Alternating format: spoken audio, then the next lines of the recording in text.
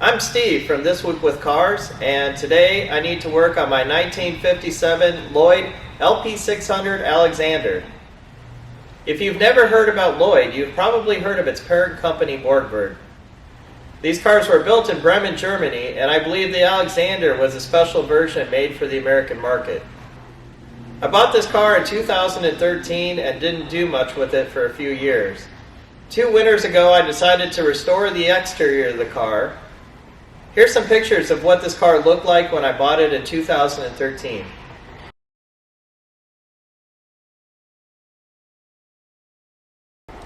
One thing I've done on this car is I've done a non-standard lighting setup on the front. I've put these lights down here. There should have been fender lights up here. I can still take it back to original, but it's very hard to get the parts.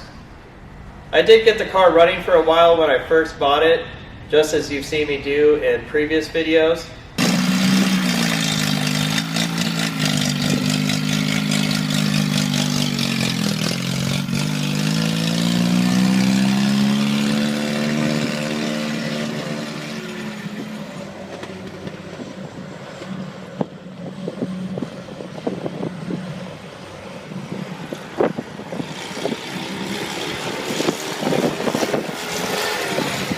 But the car is not running right now, and I'd like to fix it. So let's take a look at it and see if we can get the Lloyd running again. I'll give you a little tour around the Lloyd first. First thing you'll notice is it has suicide doors. It's very easy to get in and out. Most of the original rubber mat flooring is intact. On the front seats, I believe these panels have been replaced, but I think the rear seats are still in original condition. Inside the car, you only get one gauge, a speedometer, and that's it. All of the original knobs are intact. A decent sized glove box. The headliner is still in decent shape. My turn signal stock had broken, so I just have a screw in there right now, but it should work. Just like the DKW that I showed you last week, it has a 4-speed on the tree, which is pretty unusual to Americans at least. Coming around back, you can see that I've removed the lights from the fenders back here as well. Simplified it with just the lights down there. I'm still trying to track down the correct lighting situation for this side. You can see this car was originally sold in Virginia. Back here in the trunk, I have the original spare tire there still, under the spare tire cover. There's boxes of parts back here from when I restored the exterior and other miscellaneous parts that were with the car when I got it. You can see this is one of the front fender lights. I think the other side was broken.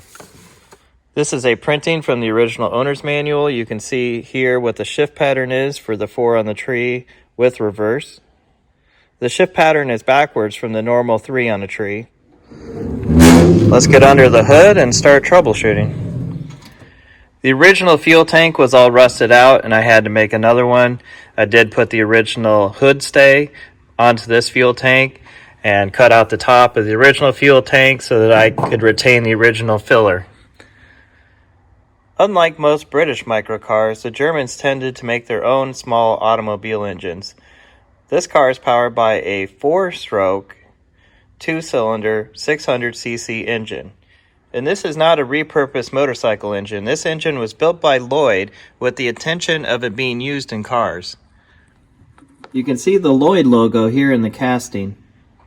Mechanically on the engine, I haven't done anything to it yet. So let's get the battery connected and see what's going on. This car does have a 6-volt electric system, so I made sure this battery was charged up. Now let's go inside and see what happens. Okay, I'll turn the key to the on position. Don't get any lights or anything. Let's see, starter doesn't want to run. So first problem is I might have problems with the battery cable, so let's grab a multimeter and see if we can figure that out. Okay, you can see the battery itself has 6.4 volts on it. And if I move over to the battery connectors, it still shows 6.4 volts. So we're getting a good connection here at the battery. So I'm going to move down to where these battery cables connect and see if we have a good connection there. Okay, the negative battery cable runs down and connects to this engine mount. Let's see if we have a good connection on the other end of this cable. Holding my meter on the cable end, if we look back up at the multimeter, we can see it says 6.4 volts, so that cable is good. Now let's just make sure that that's a good connection by touching something else that should be grounded here on the engine, such as the ignition coil here. If I touch that, we do have 6.4 volts there. So the negative cable is supplying a good ground to the engine. Following this positive cable down, you can see it goes down underneath the engine. So I'm going to have to lift the car up to get to the other end of that cable. I'm just going to drop my test lead down there and then connect to the multimeter on my smartphone. That way I can see what it's saying from down there. Now you can see my phone is displaying what the multimeter is showing. The cable comes down and connects to the starter solenoid. So let's see if we have voltage down here. If I look over at my phone, it's displaying we have 6.4 volts again. So we are getting good power down here. You can see there's another cable connected to that goes back up, probably to the fuse box, so that's the next place I need to look. Okay, coming back up from the starter solenoid, underneath this is this red wire, which continues up and around and goes into the fuse box. So I'm going to check to see if the fuses are good, and I'm also going to check to make sure that there's power coming into the fuse box. You can see on the back of the cover that it does say in German what each of the fuses do. First, I'll just test each one of the fuses. It'll beep if the fuse is good. It looks like this fuse is not being held very well. So let's see what we can do about that.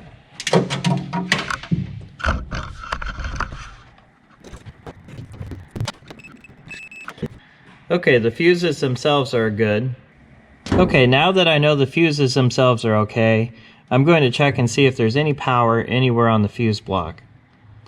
Okay, there's 6 volts coming in right there. 6 volts going out.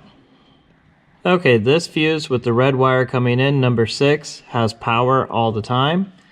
And these last two have power when the ignition switch is on. I have not seen power on any of these other fuses yet. Since I know I have switch power at the fuse box, let's see if the coil is getting any power. Now I'm going to hit the ignition switch and we'll see if that jumps up to 6 volts. Okay, now we know the ignition switch is turning the ignition on. The problem might be at the starter solenoid or the signal going to the starter. Okay, this black wire coming down here, that is the signal wire for the starter solenoid. While I'm down here, I'm going to test the starter and see if it even works. So I'm just going to take a jumper from our battery signal right there and test it to, and then touch the other end to that terminal. We should hear the starter run. And we do not, so maybe the problem actually is the starter. To see if we don't have some other wire problem, I'm going to hook my multimeter up to that terminal, lower the car back down, and then hit the start switch, and we'll see if we get any power here down to the starter solenoid. Okay, I'll hit the starter switch, and we'll see if we get any power down to that solenoid. It looks like we do. So the problem is definitely at the starter. Back underneath the car now, I'm going to connect up this switch to take the position of that starter solenoid. That way I can test to see if the problem is the starter solenoid or the starter itself. The other end of this switch is connected directly to the positive terminal of the battery. So I'm going to hold this end on here and then hit the button. It's not even a spark. Anyone who's owned an old car for a little while knows that if you just tap the starter with a hammer, sometimes that works. So let's try it. And there we go.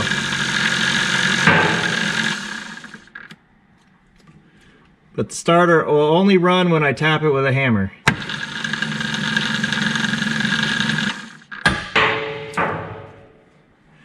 Let's switch my switch up to the starter solenoid. See if that works. Let's tap the starter again while I hold the switch down.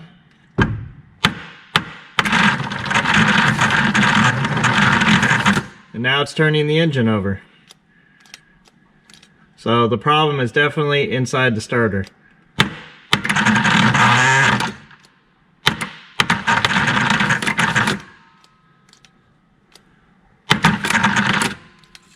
It will be just a couple 13mm nuts to get the starter off, so I might as well take it off, clean it up, and see if it'll work then.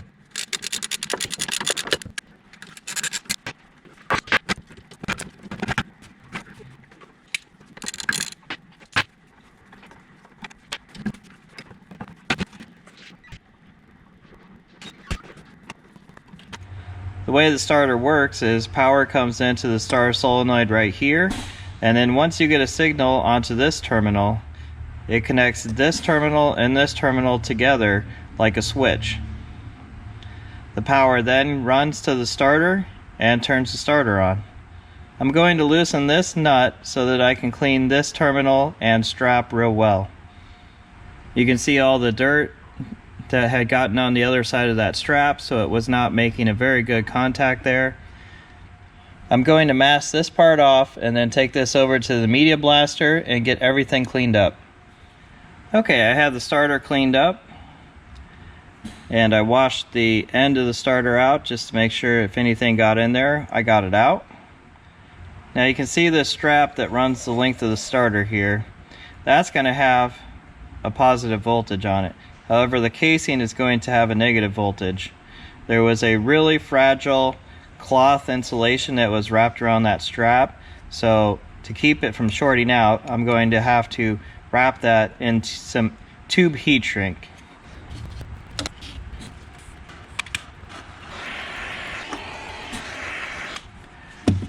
Okay, now it cannot short out into the casing of the starter.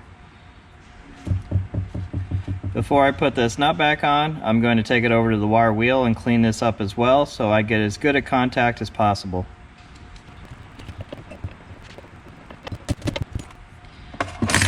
Okay, now I'm going to grab a battery pack and let's see if this works any better. I want to connect the negative to a tab on the starter to ground it off. I'll connect the positive to this terminal on the starter solenoid. And then I have a wire here, which I can then hit to the starter solenoid, and we'll see if this works now.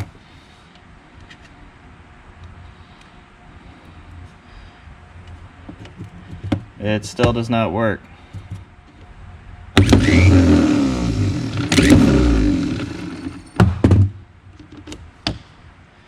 Okay, well, I'll just connect the jump pack straight to the starter, bypassing the solenoid. You can see the starter's not running right now, but if I tap it with a hammer, it does start to run. Now, I couldn't tell you how many different cars I've had to do that on the side of the road to get me home. If you're ever out with an old car and the starter won't run, remember that trick to just tap it with a hammer. Usually it works, and you can get yourself home where you can take it off and get the starter rebuilt.